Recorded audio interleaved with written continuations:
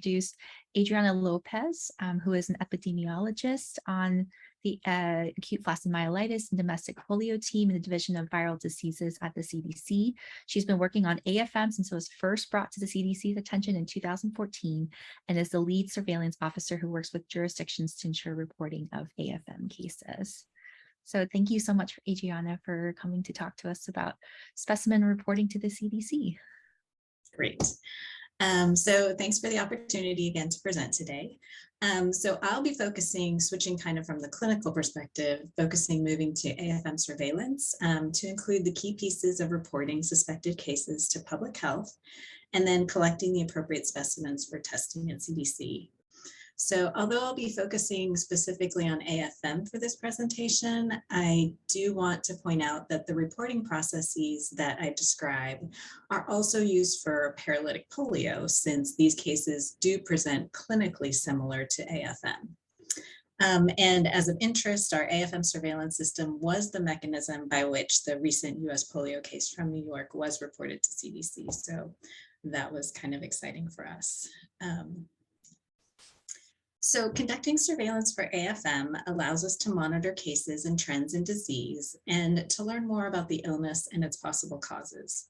So when we first established our surveillance system for AFM, we didn't really know what pathogens could be causing AFM, so we focused on having cases reported based on clinical presentation. That makes surveillance for AFM specifically challenging because there's no direct laboratory test for AFM diagnosis, and other illnesses can present similarly. So over time, though, we've learned that different viruses can cause AFM, and we believe that enteroviruses, and in particular EVD68, play a role in causing the peaks in AFM cases that we've seen since 2014. Unfortunately, many of the cases test negative for any virus. So because of this, we rely on clinical information from medical records and magnetic resonance images to classify a case of AFM for surveillance purposes. So a key component for setting up a surveillance system is the development of case definitions. Case definitions are created to ensure that we collect standardized information from year to year so that we can compare cases across time. Our case definitions for AFM are based solely on clinical and radiographic components and do not include a laboratory component because, as I mentioned, we currently don't have a diagnostic test for AFM. You can see here the evolution of our AFM case definition, which has changed slightly since surveillance started in 2014. The changes were made in 2015, 2017, and 2019, following our outbreak years, as we were able to learn something new every year after an outbreak. Although the case definitions have changed over time, the definition of a confirmed case has remained consistent and is defined as acute onset of flaccid limb weakness and an MRI showing spinal cord lesions largely restricted to gray matter and spanning one or more spinal segments. So the source of CDC surveillance data for AFM is through health departments from reporting clinicians. So without clinicians reporting patients that they suspect as having AFM to their health departments, our surveillance system really would not work. So raising awareness for AFM among clinicians and emphasizing the importance of reporting is critical to the success of our surveillance system. So the first step in our AFM surveillance process starts with the clinician. Once a clinician recognizes that a patient may have AFM, they should alert the health department. Now, reporting of all possible patients with AFM is important for public health as it helps us better understand the spectrum of illness, possible causes, risk factors, and outcomes for this condition. The reporting criteria for AFM surveillance includes a patient with acute onset of flaccid limb weakness and an MRI showing a spinal cord lesion in at least some gray matter. So, and I do want to mention here that the reporting criteria does exclude persons with gray matter lesions in the spinal cord resulting from physician-diagnosed malignancy, vascular disease, or anatomic abnormalities. So if you as a clinician suspect a patient may have AFM and they meet the criteria mentioned here, please make sure to report the patient to your local or state health department.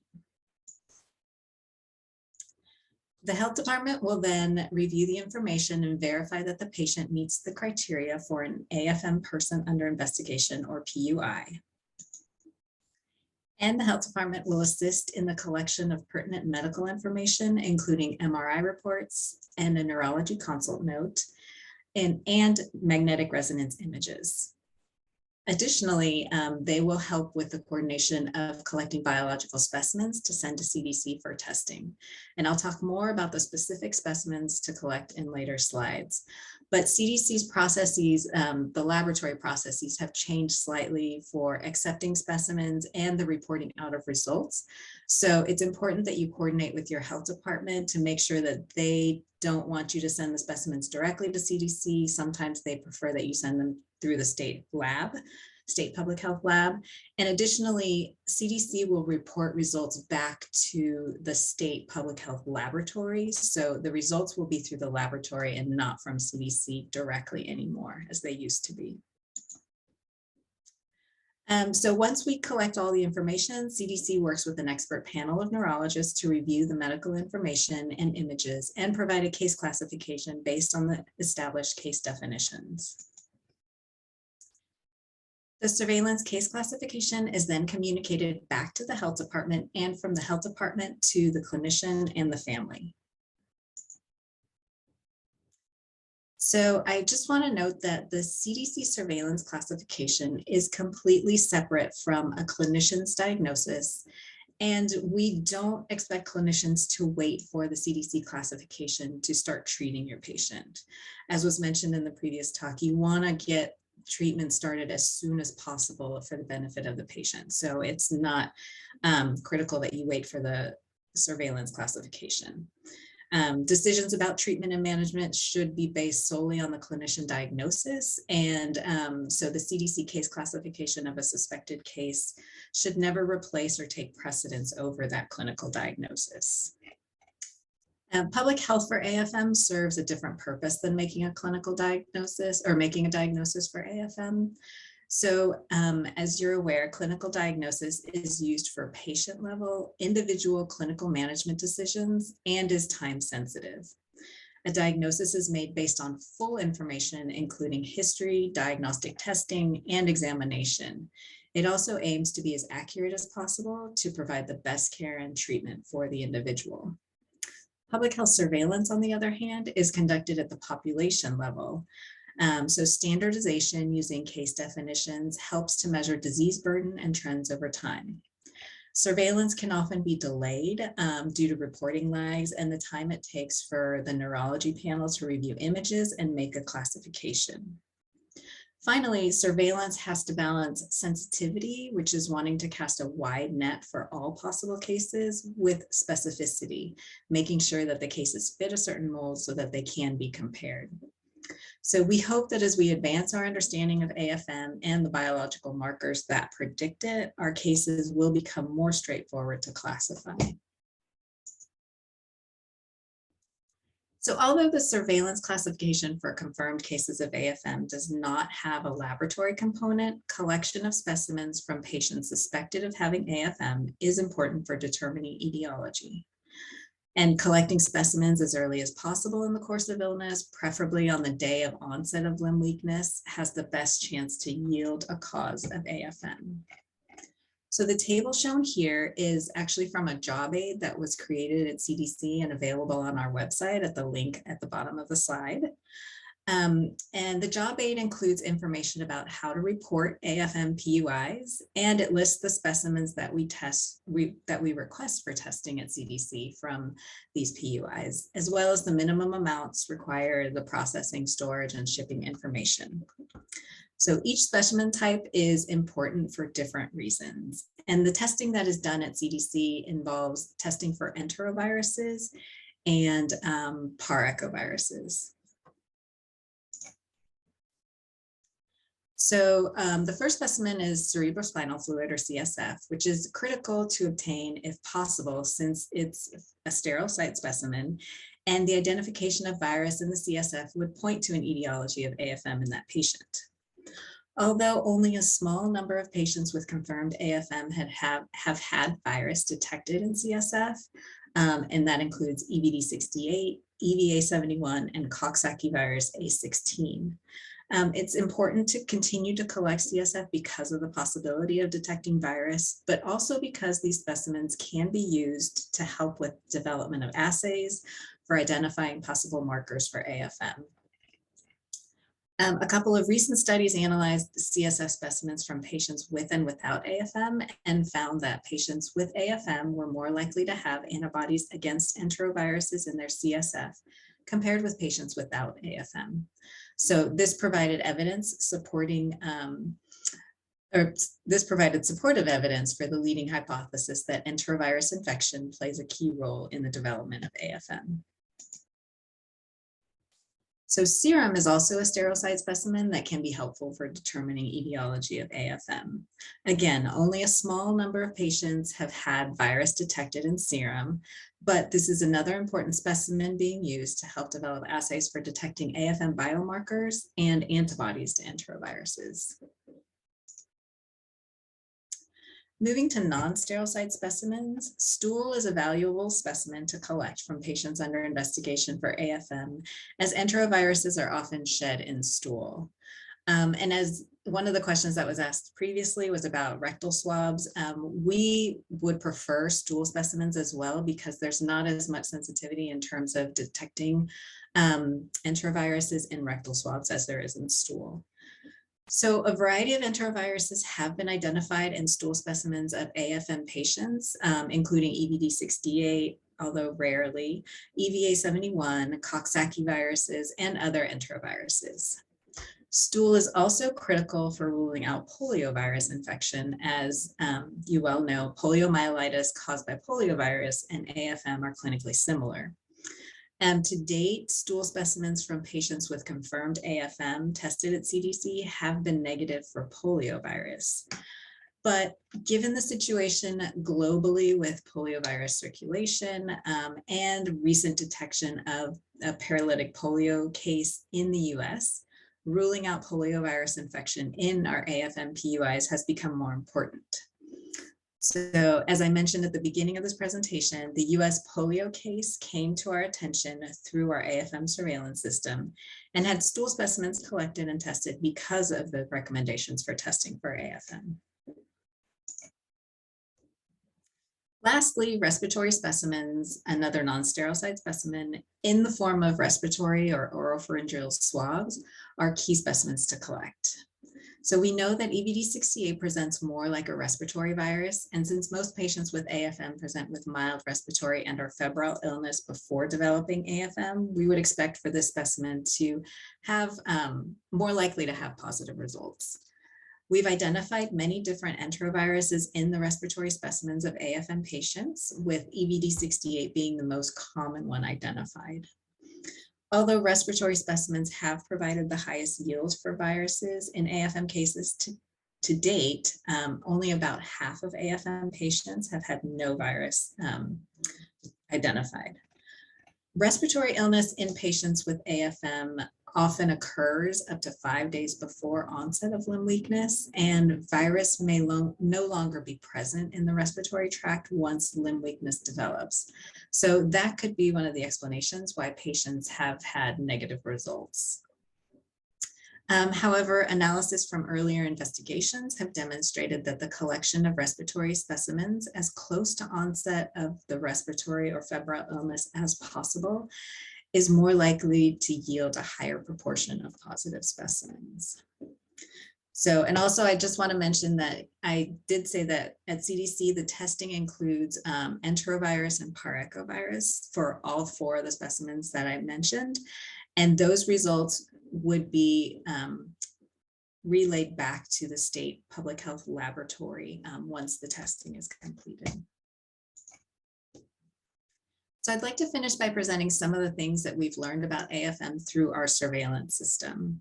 So this epidemic curve of cases by month of limb weakness onset shows that we've seen increases in AFM every 2 years, starting in 2014 through 2018. Most cases occurred in the late summer through early fall, and 85% occur between August and November during those peak years. So given that epidemiology, an increase in cases was anticipated in 2020, but likely the non-pharmaceutical interventions implemented to combat COVID-19 impacted AFM, and 2020, along with 2021, ended up being non-peak years. So far in 2022, there have been 11 confirmed cases reported to CDC as of earlier this month. But we're closely monitoring reports as we have heard of increases in EVD68 detections in a few of our active surveillance sites. So our antennae are definitely up. We believe there is a mixture of infections and other conditions causing a low level baseline rate of AFM, which is highlighted by the red box here. And it's consistent from year to year. But this baseline has likely been the pattern for decades, but clearly something changed in 2014. So to look at this more closely, we compared the clinical data from cases during the last peak year of 2018 with data from cases in the recent non-peak years of 2019, 2020, and 2021. Cases in the 2018 peak year were significantly more likely to have CSF pleocytosis, a greater proportion of upper limbs affected, preceding respiratory or febrile symptoms before weakness onset, enterovirus or rhinovirus isolated from a respiratory specimen, and of those with positive specimens, more likely to test positive for EVD68. Also in 2018, we found more cases with specimens positive for EVA71 due to an isolated outbreak in Colorado.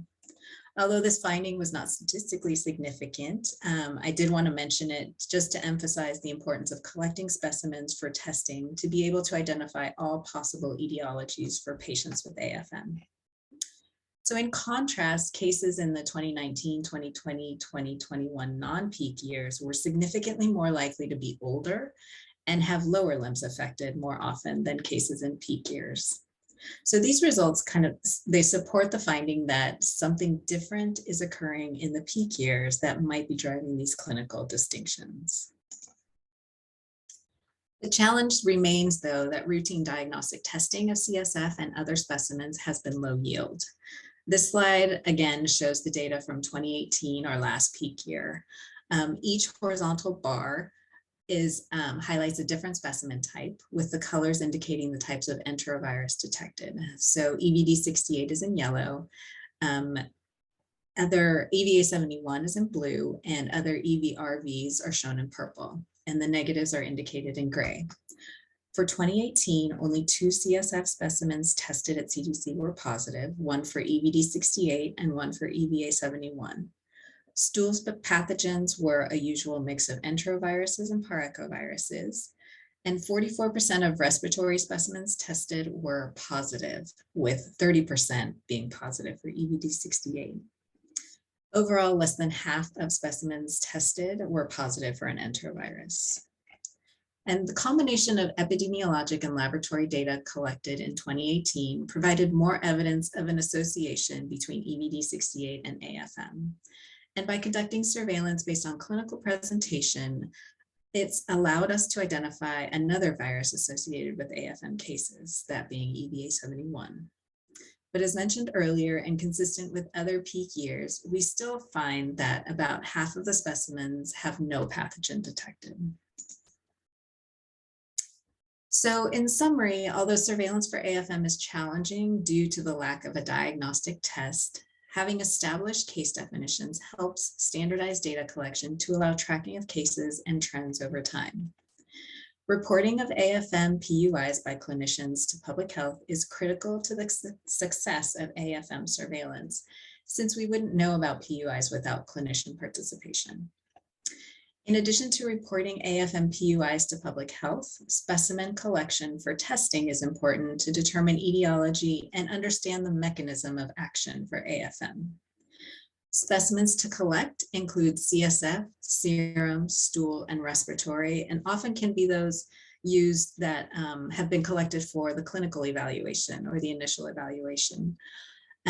There's also research opportunities available for patients with AFM. One is through the National Institute of Health, or NIH's Natural History Study, which collects clinical information, long-term outcomes through 12 months, and specimens to help us learn more about AFM.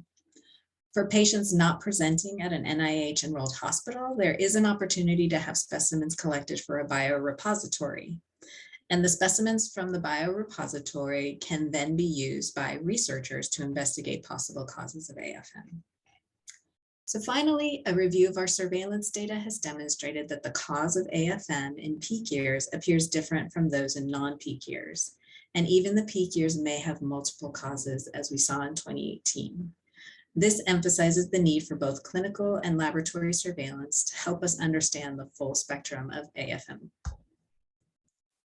And just acknowledge all those on this slide. And thank you.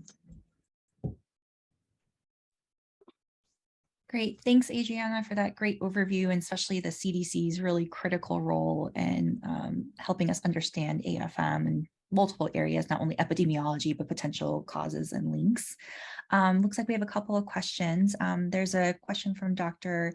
Abzug, and I think you touched upon this, but can you highlight a little bit more about the CDC's experience or yield with looking for paragoviruses in AFM cases? For example, what particular specimens are positive?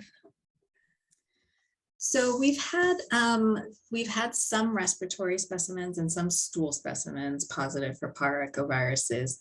It isn't very high yield, though. I will say enteroviruses are more often identified than paragoviruses. I don't have the exact number off the top of my head, but it is much lower than what we see in respiratory specimens. Okay, great. And then did you analyze whether positive and negative results to EVD68 or EVA71 or other EV or RVs are associated with the time of sampling, like depending on timing of when the samples are obtained before or after the development of AFM?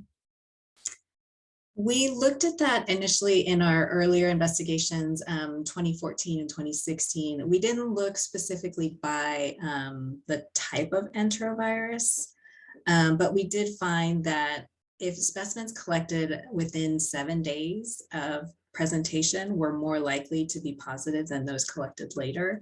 So the closer to onset, definitely the better. And even within 3 days was even higher yield than within 7 days. Great. Okay, I think that's helpful. Thank you again, Adriana, for discussing the CDC's role. And with that, I'm going to turn it back over to Sarah to introduce our next speaker. Great. Thanks so much, Adriana. That was a great summary of what's going on. So I'm